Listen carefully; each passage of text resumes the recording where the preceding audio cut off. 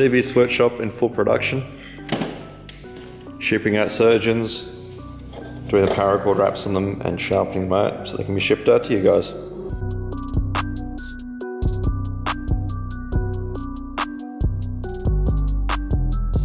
G'day guys, Dom here. So today we're sharpening up with surgeons. So these orders are going to be shipping out tomorrow.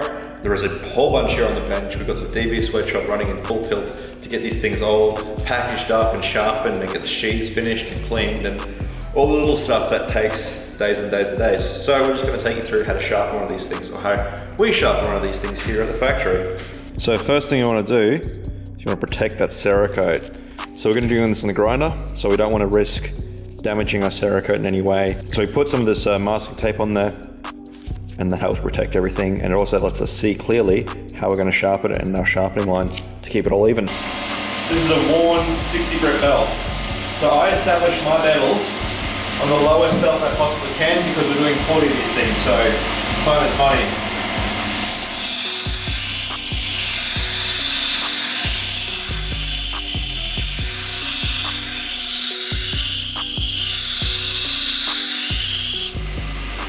D2 is a very wear resistant steel, so you really got to get aggressive when you sharpen it. It doesn't like to sharpen, and it kills your braces very quickly if you're not careful. So I like to establish my edge with a 50 grit belt and just save time that way. So what you just saw me do there on the 2x72 was establish our burr. Now, when you're sharpening a knife, you're going to sharpen on one side, sharpen the other side, and you're going to get to a point where the steel sort of starts to fail, the structure of the steel fails, and you get a burr on either side of that edge. And that's good, we want that. That means you've actually hit our apex of our edge, and you have the foundation to actually sharpen from. So I set my burr like you just saw on the belt over there, rough grip belt. It's not exactly the burr we want, it's sort of just a rough wire edge. We want to get to a nice feathery burr. So you're going to see me go through the grits on the disc sander, on this sander right here, and we're going to sort of refine that burr and make it really nice and feathery. That's when we know it's going to, we can strop that off and it's going to be razor sharp. So I said in the other video, I love my disc. And one of the things I love doing with the disc sander is sharpening, because it's a nice flat surface to sharpen on. It gives you a nice consistent bevel. It stops you rolling over your tips. So if you see a lot of these custom knives, if you look at the tips are all sort of rounded off. And that's because they're sharpening on a belt grinder, on the slack belt. On the disc grinder, you don't get this. This is a hard surface, and that gives you a nice bevel. Also on the disc grinder, you can actually run it full, and I put some dish soap and water on that. It makes a little bit of a mess, but it helps keep your edge cool. And especially on a steel like D2, that's what you want.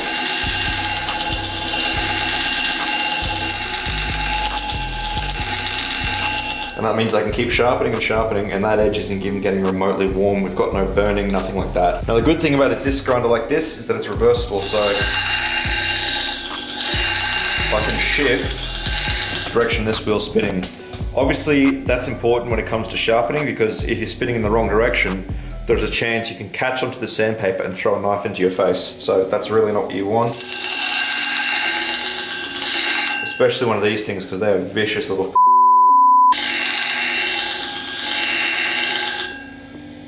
But you can see we're taking out those 60 grit scratches. And what we're shooting for is a refined toothy edge.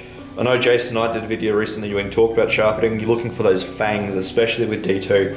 You want that edge where it's sort of toothy and has that ripping sort of, not ripping, but has those fangs on it, where it just cuts and cuts and cuts. It's still gonna have a little bit of polish, so if you're shaving, you're push cutting and all that sort of stuff, but it's mostly there with those fangs to cut into rope and pretty much most things, really. 320 grit right now. Now there's no way in hell the camera's going to pick this up, but I can see a wire edge glinting the light all up and down that edge. We've apexed our bevel, and we're about a 320 grit, sort of a burr level at the edge. It's still a thick burr, if that makes sense, but the finer we get, the more feathery that burr is going to get, and the thinner it's going to get, and the easier it's going to get when we buff it off. So now ideally I'd have 2 disc sanders, but you know, broke ass Knifemaker. So I've only got the one, but sooner or later we get a second one just for sharpening, really. It would make life easier instead of having to switch them out. This is a 600 grit belt. Sorry, piece of paper. And you can see it's polishing it up nicely. And all we're doing is refining our burr. We're getting it thinner and thinner and more feathery. And we're sort of pushing it backwards and forwards and backwards and forwards because you want to get it to the point where the burr's really, really thin and just about to break.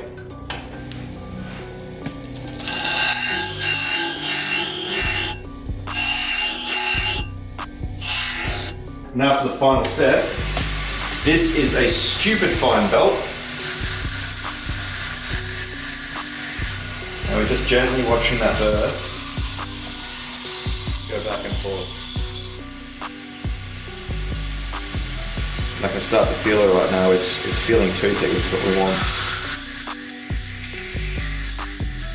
And at this stage, you're just sort of polishing it and refining what we've got.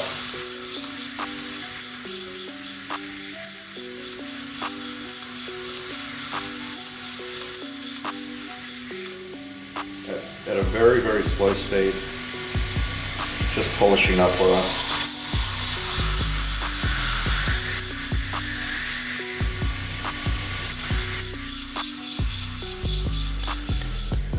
And here I'm just cleaning it up.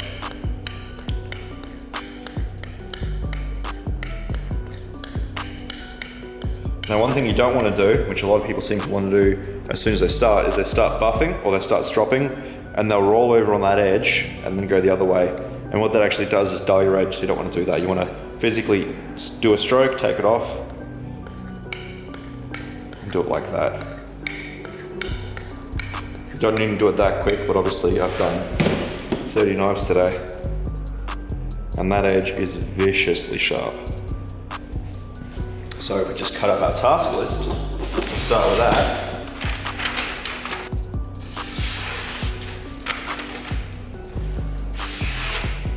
Now we're going to try and find a patch of hair.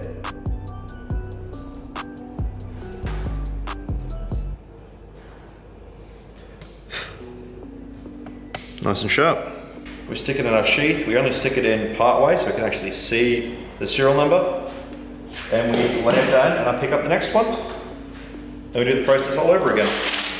So there we go guys, that's the process. Hope you enjoyed the video. Huge shout out to the Patreon guys. We've just invested in a new audio setup. So this is the last video with shit audio, hopefully. We've got new microphones and all that sort of stuff coming soon. I've just got to figure out how to run it all because change is scary. Anyway guys, thanks for watching, I really appreciate it, and I'll see you on the next video.